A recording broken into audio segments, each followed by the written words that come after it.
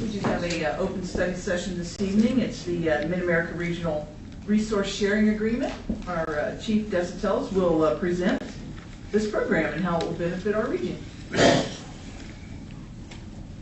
Good evening. How's everybody? Good. Distinguished council. Thanks for having me.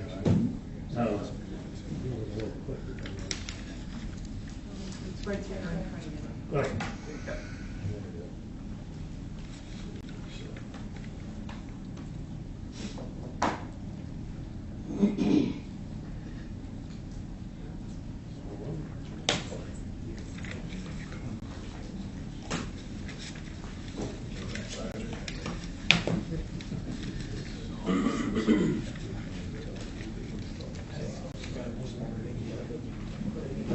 I just took fire to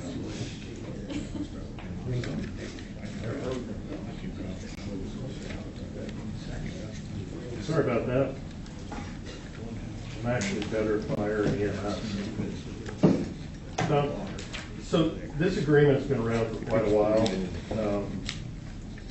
It actually becomes part of the EOP once it's implemented. So it becomes an annex in the back of the EOP. Basically, we're following it anyway. So from a regional standpoint, this just formalizes what we already have in place. So if we call Riverside for, dump trucks or bulldozers and things like that, we have a mutual aid agreement.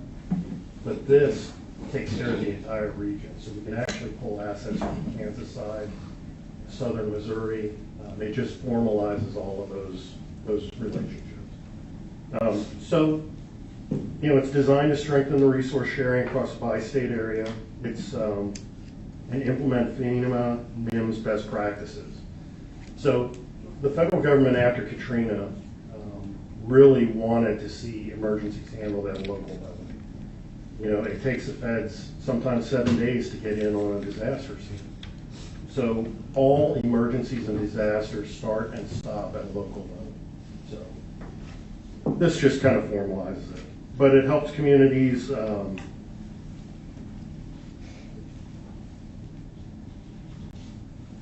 access resources like things that we don't typically need on a regular basis. So like more huge public information, resource sharing, things like that. Vast amount of volunteers and other transportation services. Provides clarity on those willing to share resources, so everybody who's involved in the process. Mark actually has a duty officer that's on 24 hours a day.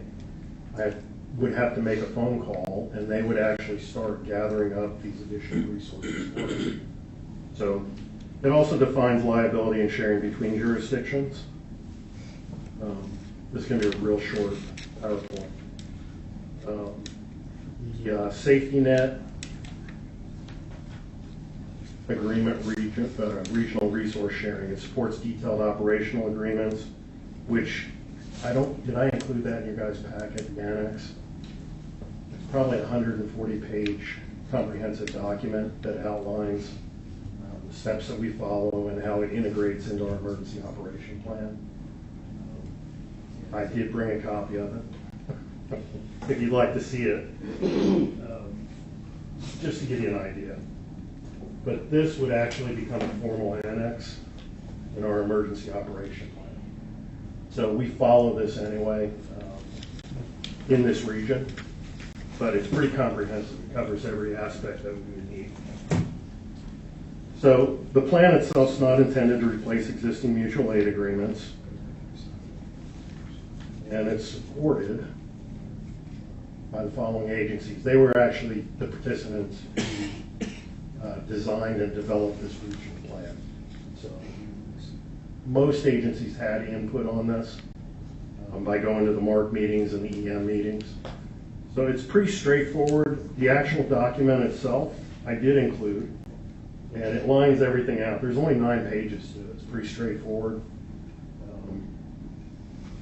The one big thing that I want to stress is it's non-obligatory. So if we have the resources and we can provide them, it's great. If we can't, you're not obligated under this agreement to, put your own city at risk. So it's pretty hold harmless. It does formally recognize some agreements between the Kansas and Missouri as far as licensure of professional personnel, which is good. But we can actually send paramedics, EMTs, firefighters across state lines and receive reciprocity and coverage, under that system we're working in. Honestly, it's that simple. It's just a formalization of what we have in place already. Did you all have any questions about the material that you were given? Any questions? I just wanted to comment, I like one of the things I liked about it was the defining the liability when we are sharing resources, so that we know all that going in and doesn't become a problem later. So I mean, the shared resources are what we want in an emergency, but defining that, I know sometimes after the fact gets to be a problem and attorneys get involved. Yeah. So I do like that part of it, thanks. There was two parts to this. The first part was that they gave us this, but we felt like we needed a good emergency operations plan. And so last year we redid our emergency operations plan, and it's a very inclusive document now.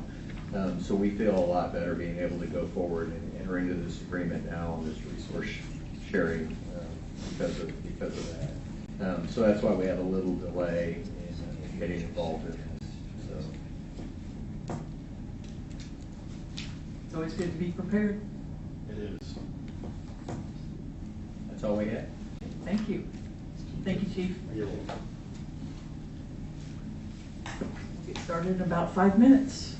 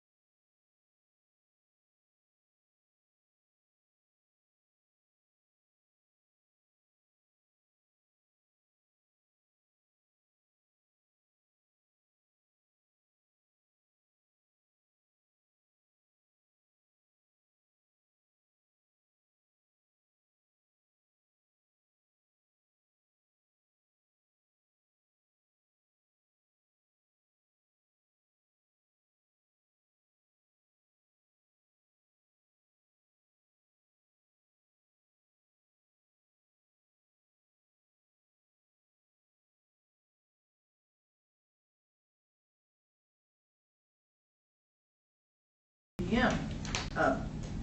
Madam Clerk, please note all city council members are present and we have a quorum. Please stand and join me in reciting the Pledge of Allegiance. I pledge Allegiance to the flag of the United States of America and to the republic for which it stands, one nation, under God, indivisible, with liberty and justice for all.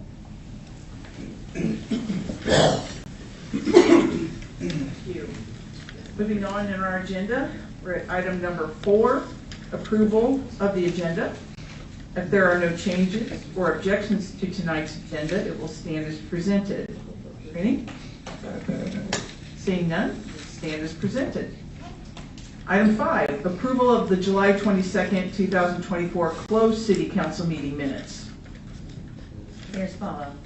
Councilmember Moore. I move for the adoption of the closed city council meeting minutes of July 22, 2024. Second. Seeing that there's a motion and a second, all in favor say aye. Aye. Any opposed? Minutes stand approved as published. Item number 6, approval of the July 22nd, 2024 regular city council meeting minutes. Here's follow. Councilmember Moore. I move for the approval of the minutes of the regular city council meeting of July 22, 2024. Second. Seeing that there's a motion and a second, all in favor say aye. Aye. Any opposed? Minutes will stand approved. Item number 7, communications from the audience. Members of the public are invited to speak about any topic not listed on the agenda. While speaking, please state your name and address for the record and limit comments to 5 minutes. Welcome. Please, Jerry. I feel like I'm coming home. Good. Mary Powell, 7600 North Park Avenue. And Madam Mayor, distinguished council members. Well, here I am again. And I was concerning the speeding up and down 76th Street. There's been not a whole lot of improvement since we last met 3 weeks ago. The disregard for the law and the safety of our neighbors are still ever present. Now let me give you some encouragement. Yes, this week a speed warning, I guess it's called speed wagon, is that the correct term? Machine has been placed on 76th Street as well as I saw on Prospect. I want to thank the police for that. I want to say thank you very much. However, in the past, this has proved to be very inactive to solve a problem. Once people pass these speed wagons, they pick up speeding again, and it doesn't deter the speeders, at least on the street that I'm on, because they had it down there before and they still sped afterward. And I know they've been placed on 76th Street before. These wagons don't have the ability to stop and give speeding tickets. We need police officers to set speed traps and give out tickets, and police are still not visible on 76. Let me give you an example. On South Euclid, there is a radar speeding sign. You might know that it's posted up there on South Euclid. You know what I'm talking about. It flashes as you approach it.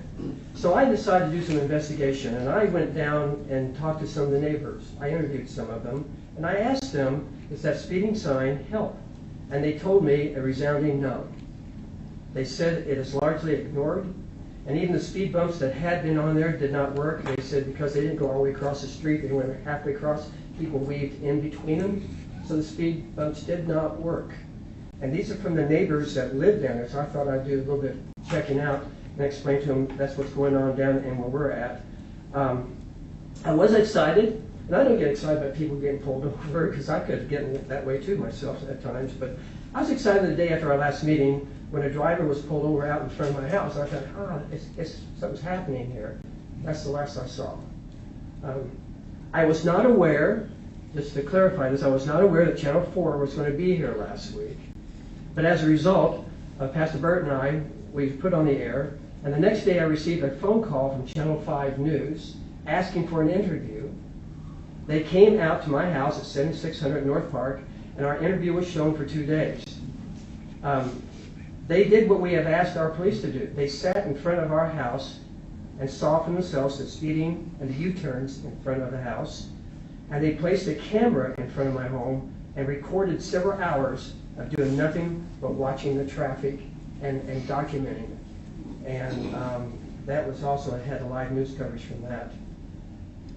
They gave me a quote, and I say this in respect, but they said, quote, this is Channel 5.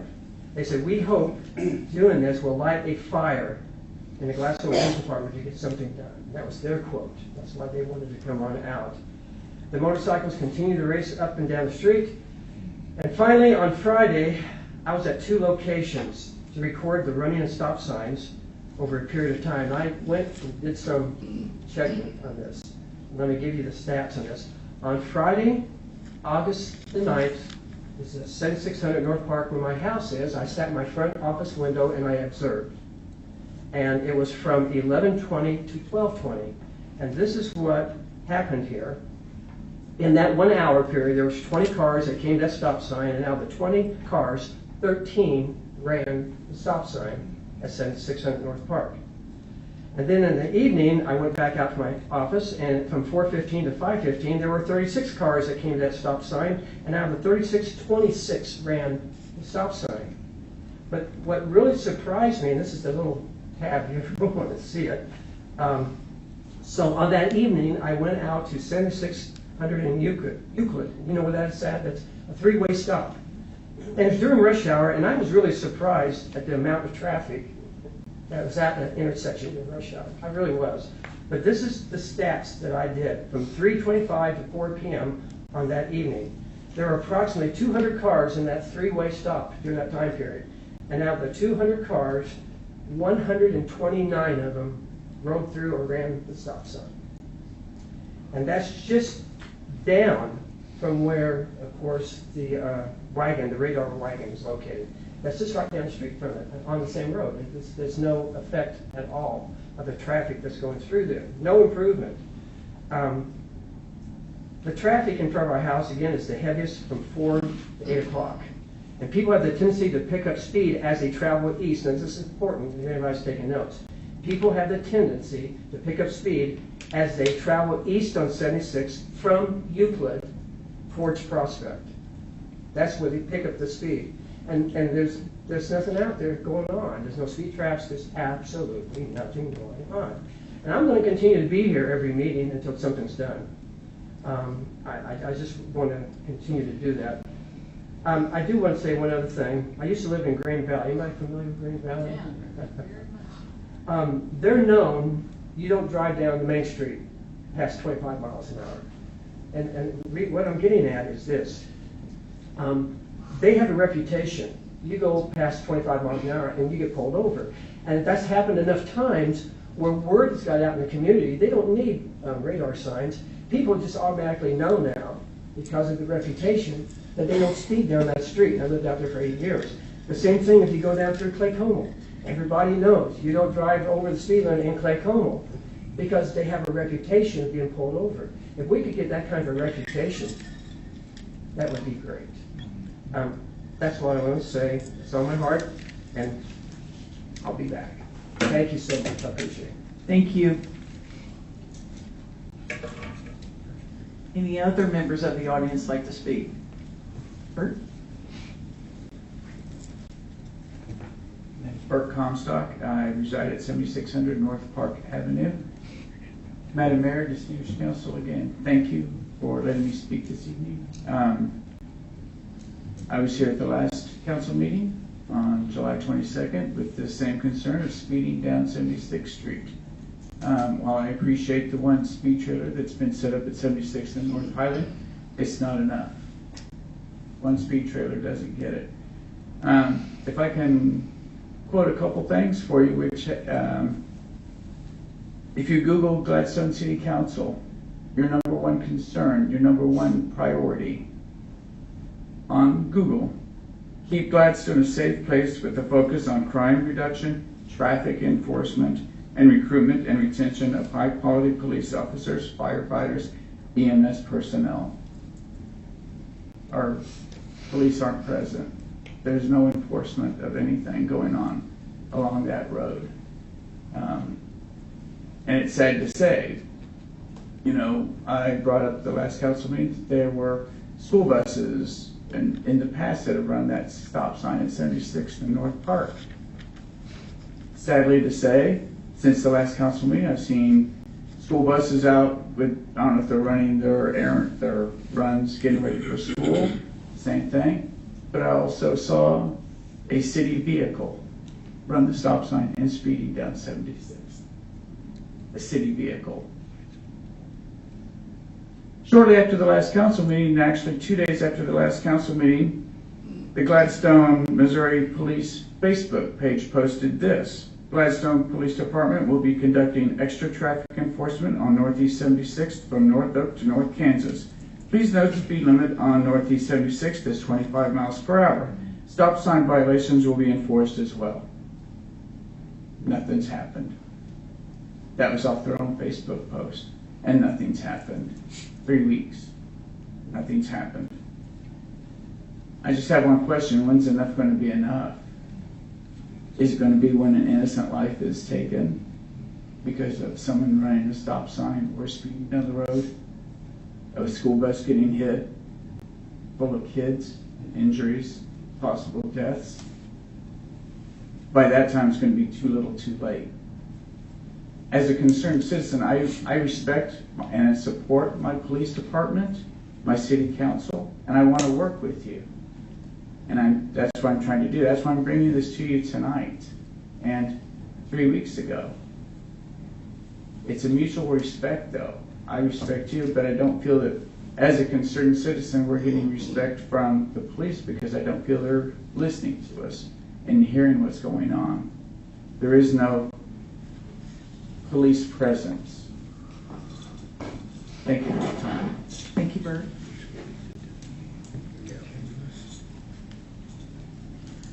Good evening. Hello. How you guys doing? Good. Please state your name and address. Absolutely. I am Dante Wilson, 600 to 6002 North Cleveland Avenue. Yeah, pardon me, I haven't been on this side of IFCs, as they say, a very long time. So, I'd like to start with, I do appreciate the opportunity to have this conversation, Madam Mayor, entire council. Thank you for having me. This is my first Gladstone City Council meeting, and I've been here about 8 years, so long overdue. I don't think it'll be the last. Hopefully for not this reason, though. So, I recently received a citation. There is a creek that runs here at Chills. There's a creek that runs directly behind my house and a bunch of our other neighbors all the way through on North Cleveland. And I recently received a citation in regards to, I guess, weeds that were growing on the opposite side of the creek.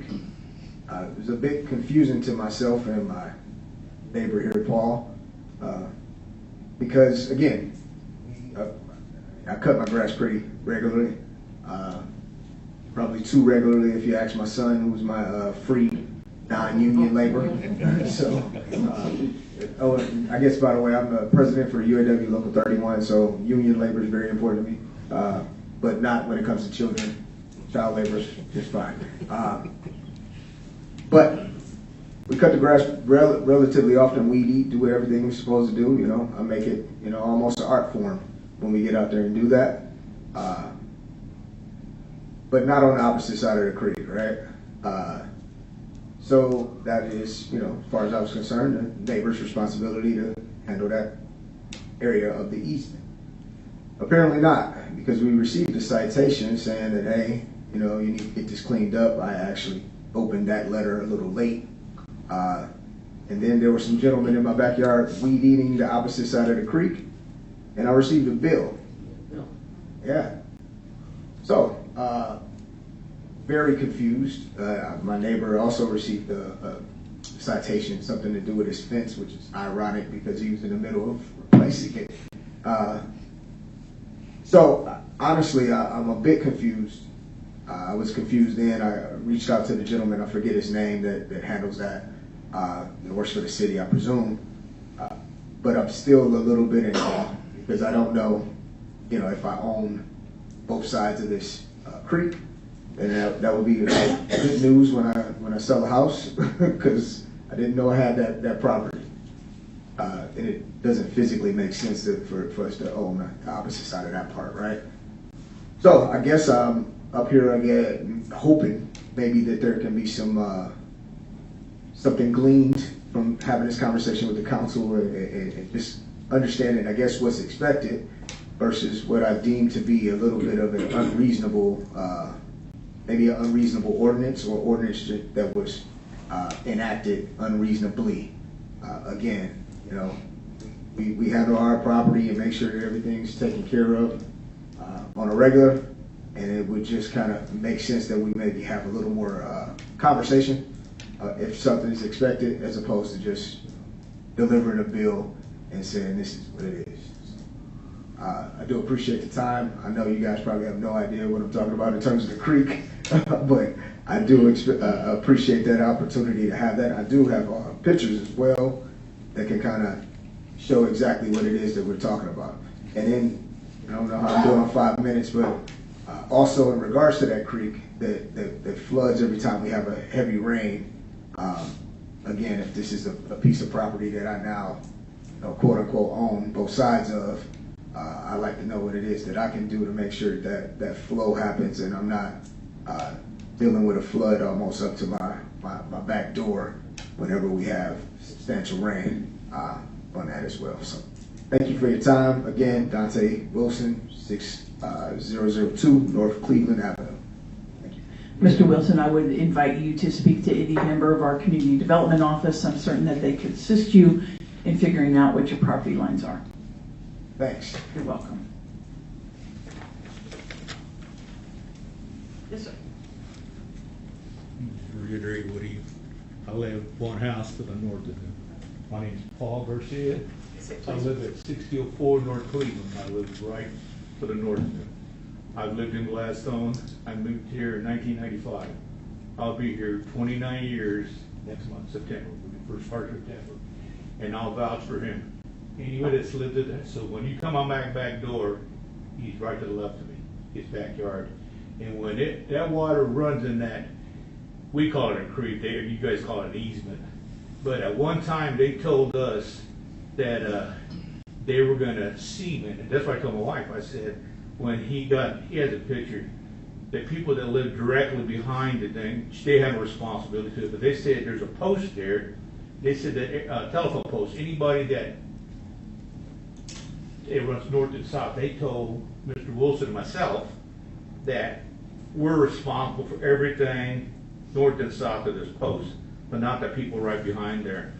Their stuff flows into like on 60th Terrace, like where the water goes, and whoever's lived at that house, so the house is taking spaces to the west, they have never kept behind their fence line. They just put in an above ground pool. I have an in-ground pool. We just had a brand new fence put up. It had been in the ground for 24 years, and it was time for a new one. And what I got excited for was, I had these, I don't know if you've seen them, these invasive vines, they just grow. You gotta spray them to kill them. And when they finish growing, they look almost like a tree, like bark. Mr. Wilson was nice to them. They got me because one of my vines was hanging over the fence, and he helped me cut it with his chainsaw. So I got it all cleaned up, so when the guy came to put my fence in for me, could get to the fence. And the second thing they decided me for was, I had some grass that came up against the fence towards the back, yay high, but I couldn't cut it. The guy had dropped the old fence right there. How am I supposed to cut above, the fence that was on the, so it would have been on Dante's side, so it would have been to the south. And so when we got the letter, there was a thing in there. Well, if you need to talk to somebody, I want to say his name was Mr. Jackson. And my wife called, but they gave us like 10 whole days. Well, mine was cleaned up, and his was clean. His was like a little tree that came out of the creek or the easement. Well, a long time ago, this has been over 10 years ago, there was some people came between, this is where he moved there, and they came with these little small, kind of like a cat. And the guy said, I have to go through your property on the side. I said, no problem. They went to the back there and they started digging in the easement. They said at one time that that easement, I call it the creek sleep thing, and they were going to take it out and make it deeper, and it was going to be, they were going to cement it, like when I was in California on a station in Long Beach when I was in the Coast Guard. That never happened.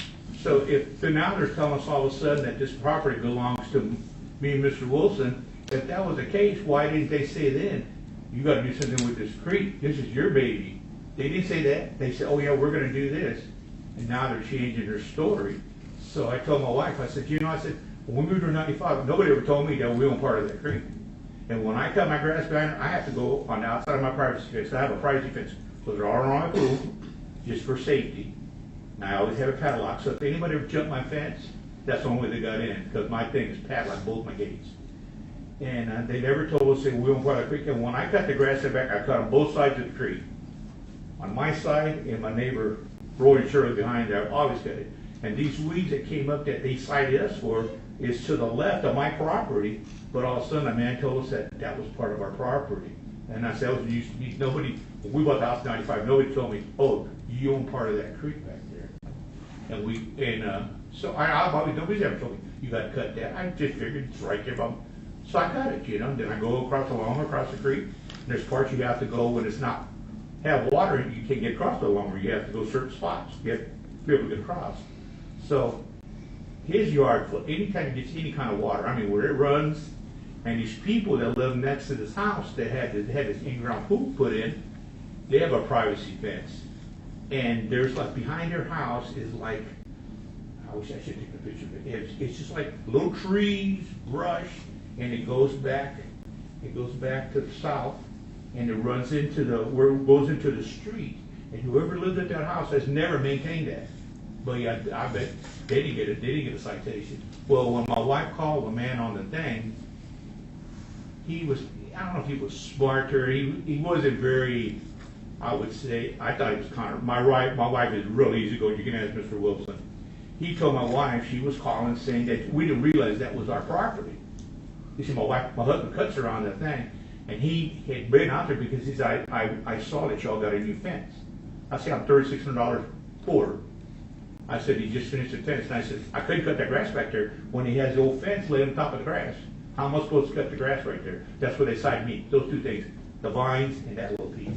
Once you got the stuff off, then I cut it.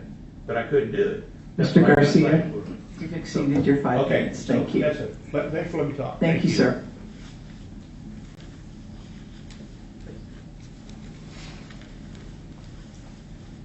Hello, my name's Brian Cheney. I own Bubbles Wine and Spirits at 7411 North Oak Traffic Way.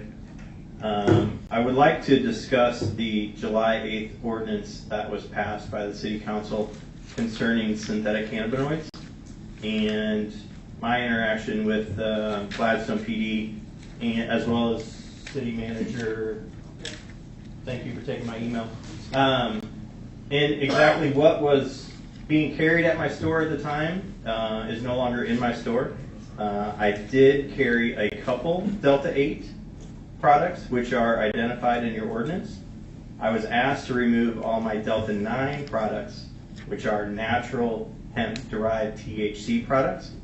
No longer in my store at the moment, but which I believe, and I've provided data, I believe you guys were copied on the emails that show the products I carry are natural and not synthetic. So I'm trying to figure out how to navigate this with you guys, Gladstone PD, the prosecutor. Like I said, we pulled all of our products at the moment because we don't want to have a bad interaction at our business to create a bad environment within the city. I'd like to work through with you guys now at this point because I was told by Gladstone PD that all Delta 9 are synthetic cannabinoids, which is not a true statement because the dispensaries sell Delta 9. It is natural. The Delta 9 that I sell is naturally occurring in hemp, which is federally legal according to the 2018 Farm Bill, as well as different legislation that has passed through the Missouri Constitution. Now, I would like our focus of this discussion to stay on the Gladstone ordinance. I am fully aware of what's going on in Jeff City, fully aware of the governor's executive order, and fully aware that that will be have a stay, an injunction put on it by the end of the month. So I want to still be able to sell these products legally within Gladstone, which I don't think I violate the July 8th ordinance. And so I'm looking for more guidance from you guys to be able to bring those products back in the store. I have provided different information from a couple brands that show they are natural. So I'm not sure what else I need to do to confirm to everybody, most importantly Gladstone PD, the prosecutors, that I can carry these. Thank you. Welcome, thank you. Seeing that there's no other audience members to speak, we'll go to item number 8 on our agenda tonight, communications from City Council. Councilman Davis. Nothing tonight, Mayor. Thank you. Thank you. Councilman Garnos. Thank you, Mayor. I just wanted to mention Board of Zoning Adjustment has been canceled for next week. Disappointed because we've been getting good crowds at those. Dante, I am sympathetic with what you're talking about. I've got the same stormwater creek behind my house, and I'm responsible down to the creek, and that's it. You know, it's the same situation, so I am familiar with what you're talking about. Hopefully we can get that resolved. The city doesn't obviously get involved in determining property lines. You know, we have had problems, I've had neighbors with problems similar to yours. And the city can't be going out and saying, here are your property lines, but you won't want to have to be paying somebody to have to do it either. You know, but I am sympathetic for, you know, I'm not responsible for what's on the other side of the creek. And then lastly, with your comments about we passed the last time, I don't recall the fact that it's naturally occurring being the thing that would distinguish between what is allowed and is not allowed. I guess that's the part that confuses me. I know we were trying to get rid of a lot of that garbage that gets sold at the gas stations. You know, that was our primary intent. I don't know about the naturally occurring versus the synthetic being the driving criteria that made it, you know, now no longer allowed, or what the governor's going to be doing, you know, with their prohibition. But certainly there's room for adjustment if we're, you know, so we're all on the same page. But yeah, I had no problem with what we were trying to get rid of. So, thank you, Mayor. That's all I got. Councilmember Moore. Thank you, Mayor. The Glad Green Team met on the first Saturday and the first Wednesday of August. We cleaned from Broadway, did Broadway from 72nd all the way to 68th, and then at M1 by Quick Trip and Walmart. So I know you all have heard me say this 1,000 times, but we'd love to have more people participate so that we can keep Gladstone green. Mayor Pro Tem Smith. Thank you, Mayor. City Manager, Bear. Sometimes I feel like we have people speak and they don't realize that we're taking care of things behind the scene. Who will be responsible for addressing Mr. Wilson and Garcia's issue, Mr. Cheney's issue? And before that, I want to say to Bert and Jerry that there's been a lot happen in the last 2 or 3 weeks internally, okay? And I'm sure they've explained some of the challenges to you. Now, having said that, you know that traffic's my deal, okay? So I get you 100%. But the presence might not be as visible, but there's a lot of things that are getting worked on to make it better, okay? So anyway, Bob, who will follow up with these folks on these issues?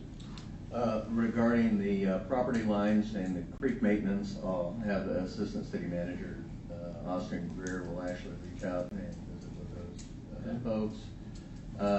Regarding the THC, the Delta 9 thing, we've already started a discussion with the prosecutor, and again, that's something I'm going to let the attorneys, the prosecutor, and the judge work out.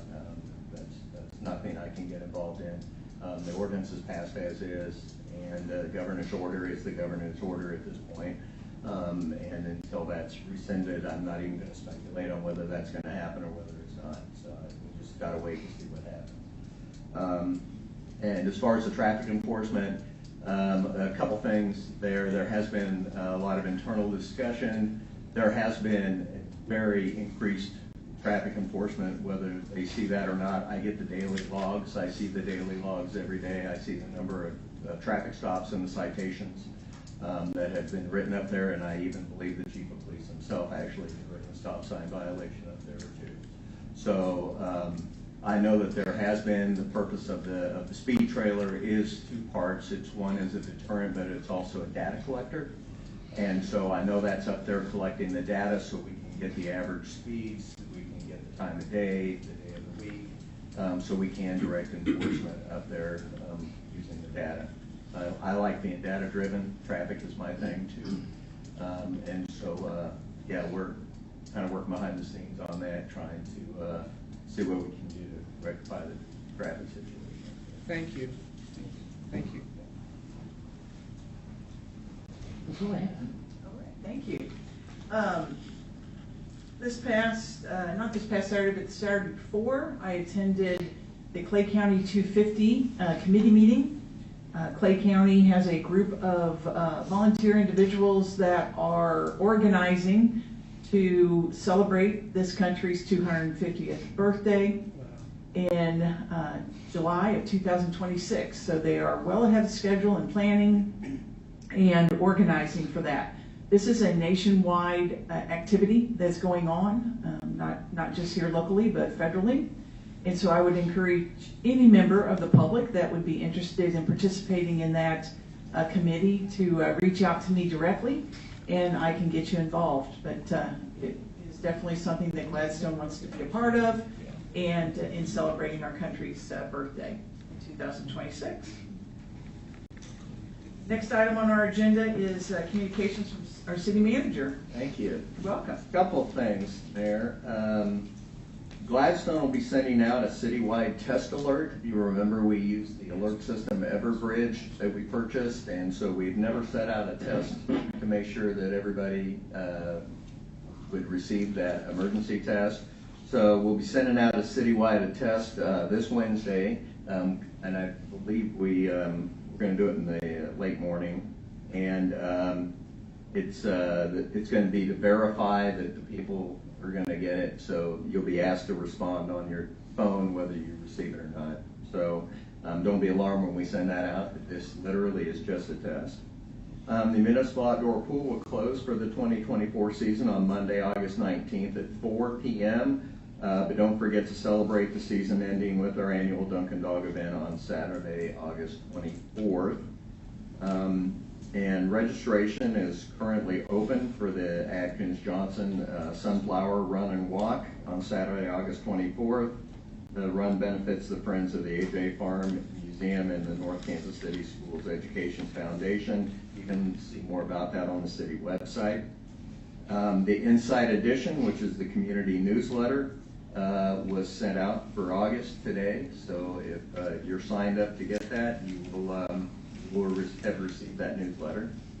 And finally, as council is aware, we have been working on changes to increase the retirement benefits for the city's public safety emergency communications personnel. And the Missouri Local Government Employee Retirement System, or loggers, has provided the city with the cost information for the change in those benefits. State law requires that this cost information be made available as public information for at least 45 days before the council adopts a change in benefits. In order to comply with this requirement, I'm making this public announcement tonight that the cost information has been filed with the city clerk and will be available for public inspection for the next 45 days. And that is all. Thank you, Mr. City Manager. Next item on our agenda is item number 10, the consent agenda. Madam Clerk, will you please explain and read the consent agenda? A consent agenda allows the City Council to consider and approve routine items of business without discussion. Any member of the City Council, the city staff, or the public may request removal of any item from the consent agenda and request that it be considered under the regular agenda if discussion or debate of the item is desired. Items not removed from the consent agenda will stand approved upon motion by any council member, second unanimous vote to approve the consent agenda as published or modified. Consent agenda, consider special event permit, Sunflower 5K Run Walk, Saturday, August 24, 2024, Atkins Johnson Farm and Museum, 6 o'clock a.m. to 12 o'clock p.m. Consider special event permit, King of Kings Lutheran Church Congregation Picnic, Sunday, September 8, 2024, Happy Rock Park West, 4 o'clock to 8 o'clock p.m. Resolution R-24-46, a resolution revising the general fund FY24 mid-year budget for the city of Gladstone, Missouri, and authorizing expenditures of funds. Resolution R-24-47, a resolution authorizing revisions to the purchasing policy for the city of Gladstone, Missouri. Resolution R-24-48, a resolution authorizing acceptance of an Omnia Partners proposal from Play and Park Structures in the amount of $38,314 for the purchase of picnic tables and trash cans for the Oak Grove Park shelters. Resolution R-24-49, a resolution authorizing the city manager to execute a contract with Goddard and Son Roofing Incorporated in the total amount not to exceed $67,418 for the replacement of the community center's lower roof, project CC2551. Financial report for 12 months ending June 30th, 2024. Thank you. Does anyone from the audience, city council, or staff wish to remove any item from the consent agenda? Seeing none, I will entertain a motion. Mayor Swallow. Councilmember Davis. I move to approve the consent agenda as presented. Second. I've received a motion and a second to approve the agenda as printed. All in favor, say aye. Aye. Any opposed? The consent agenda stands approved. Moving on now to our regular agenda, item number 11. First order of business is the consideration of approval of an annual Meadowbrook Community Improvement District budget for July 1st, 2024 to June 30th, 2025. Five-year plan and appoint board members. Term expiration July 1st, 2028. John Carpenter, Beto Lopez, Chris Gahagan, Dave Stanley, and James Stewart II. We'll entertain a motion. Mayor Spallo. Councilmember Moore. I move for the approval of the Meadowbrook Community Improvement District budget. Second. Is there any discussion? Seeing none, all in favor state aye. Aye. Any opposed? The annual Meadowbrook Community Improvement District budget, five-year plan, and appointment of officers for July 1st, 2024 through June 30th, 2025 stands approved. Next item is item number 12, Resolution R-24-50, a resolution authorizing the city manager to enter into an agreement with the Mid-America Regional Council, MARC, for the city of Gladstone, Missouri, to participate in the MARC Regional Resource Sharing Agreement Plan. Mayor Swallow. Mayor Pro Tem Smith. Move we adopt resolution R-24-50. Second. Got a motion and a second. Is there any discussion? All in favor, say aye. Aye. Any opposed? Resolution R-24-50 stands approved. Next item, 13, Resolution R-24-51, a resolution accepting easements from certain property owners in conjunction with the Linden Connector Trail, Project TP2373. Entertain a motion. Mayor Swallow. Councilman Garnos. I move to adopt resolution R-24-51. Second. Got a motion and a second. Is there any discussion? Hearing none, resolution R-24-51 stands approved. Item number 14, resolution R-24-52, a resolution authorizing an expenditure to Security Bank of Kansas City to extinguish debt associated with improvements to the Atkins Johnson Farm and Museum not to exceed $270,000. I'll entertain a motion. Mayor Spallo. Councilmember Moore. I move for the adoption of resolution R-24-52. Second. Is there any discussion? Hearing none. Resolution R-24-52 stands approved. All in favor? Aye. Any opposed? Resolution R-24-52 stands approved. Item number 15, Resolution R-24-53, a resolution authorizing change order number 10 in the amount of $149,837.50 to the contract with Landtel Communication Services Incorporated for the fiscal year 23 curb, gutter, and sidewalk program, Phase 2, Project TP 2305. Mayor Swallow. Mayor Pro Tem Move for Smith. the adoption of Resolution R-24-53. Second. Is there any discussion? All in favor, say aye. Aye. Any opposed? Hearing none, Resolution R-24-53 stands approved. Item number 16, Resolution R-24-54, a resolution authorizing change order number 1 in the amount of $547,008 to the contract with Metro Asphalt Incorporated for the fiscal year 25 mill and overlay program, Project TP 2506. Entertain a motion. Mayor Swallow. Councilman Davis. I move to adopt Resolution R-24-54. Second. Is there any discussion? Hearing none, all in favor say aye. Aye. Any opposed? Resolution R-24-54 stands approved.